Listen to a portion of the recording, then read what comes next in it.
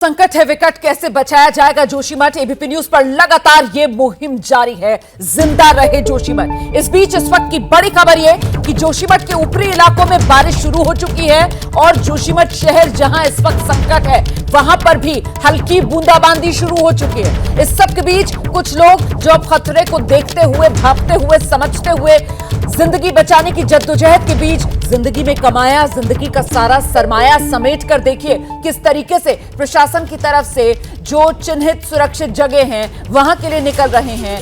और देश भर में जोशीमठ के संकट को लेकर जो लोगों की भावनाएं हैं वो भी हम आप तक पहुंचा रहे हैं, खासतौर से संत समाज। अब जबकि ब्रजेश राजपूत नजर आ रहा है जोशीमठ का अंत, क्या कह रहे हैं उज्जैन के संत ब्रजेश? हाँ बिल्कुल, उज्जैन के सारे संत बहुत चिंतित हैं इस बात को लेकर जोशीमठ में जो कुछ चल रहा है। और मेरे साथ बात करने के लिए क्रांतिकारी संत डॉक्टर अवधेश पुरी जी महाराज हैं, महामंडलेश्वर स्वामी शैलेशानंद जी महाराज हैं, रामानुज कोट पीठ के रंगाचार्य जी महाराज हैं और ये महाराज ज्ञानदास जी भी हैं। मगर सबसे बड़ी बात यह है कि संत समाज को महाराज जी चिंता हो रही कि नहीं कि जोशीमठ पे जो अचानक इतना बड़ा संकट आएगा उसकी वजह क्या और आप लोग क्या सोच रहे हैं? जी, जय श्री महाकाल। पहले भगवान महाकाल से मैं जोशीमठ की शुभता के लिए प्रार्थना करूं। सर्वप्रथम रही चिंतित होने की बात, तो संत समाज बहुत ही हार्डली इस विषय को ले रहा है और बहुत ही चिंतित है। और मैं तो कहूँगा कि संत नहीं, पूरी मानवता को चिंतित होना चाहिए, क्योंकि यह संकट जोशीमठ पर नहीं है, ये संकट पूरी प्रकृति पर है, ये संकट पूरे आध्यात्म पर है, धर्म पर है, संस्कृति पर है, सनातन परंपरा पर है।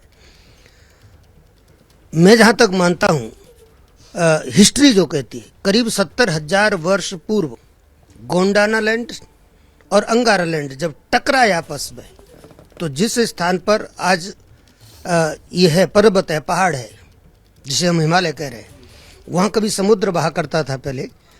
उस समुद्र में से भी हिमालय प्रकट हुआ और उसके नीचे जो भूस्खलन हुआ वो उससे ये स्थान जिसे आज हम जोशीमठ के नाम से जान रहे हैं।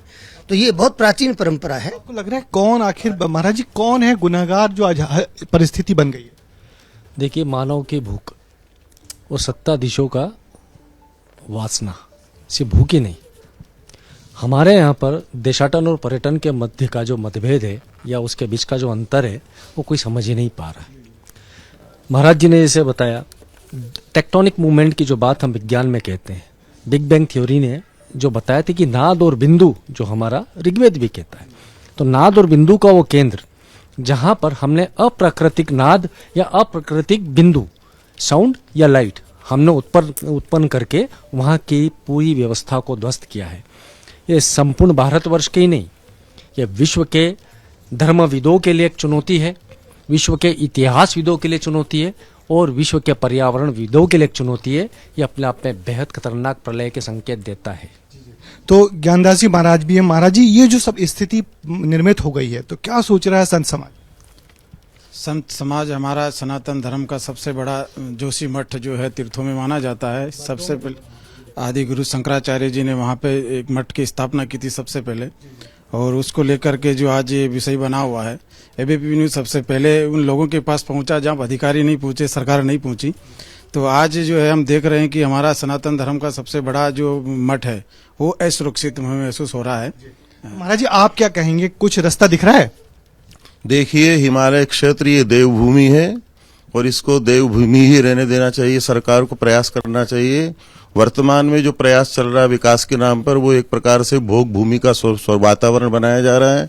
और यदि किसी देवभूमि को भोग भूमि बना दिया जाएगा तो निश्चित है उसका परिणाम जो है वो प्रलयंकारी होगा। ये बड़ी बात कही महाराज जी ने कि देवभूमि को भोग भूमि बनाया जाएगा, तो उसकी परिणति है कि जिस तरीके से जोशीमठ में आज जो संकट आ खड़ा हुआ है, उज्जैन का सारा संत समाज बेहद चिंतित है और उम्मीद कर रहा है कि इस संकट का हल सरकार निकाले, क्योंकि ये सिर्फ एक शहर पर संकट नहीं है, पूरी परिस्थिति पर संकट है, पूरी पारिस्थितिकी पर संकट है और पूरे देश पर एक संकट हो सकता है, बहुत बड़ा संकट है। निश्चित ही इससे पूरा संत समाज उज्जैन का बेहद चिंतित है, बेहद बहुत शुक्रिया और सरकार की तरफ उम्मीद और तो संतवाणी आप सुन रहे थे। देवभूमि को देवभूमि रहने दें, भोग भूमि जो बना रहे हैं उसी वजह से ये संकट जोशीमठ। क्या मजबूरी है मेरी, बताइए।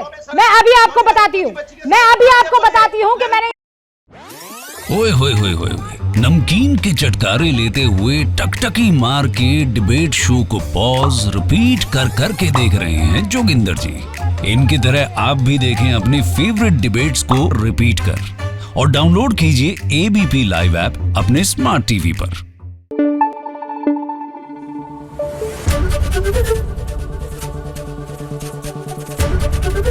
एबीपी न्यूज आपको रखे आगे।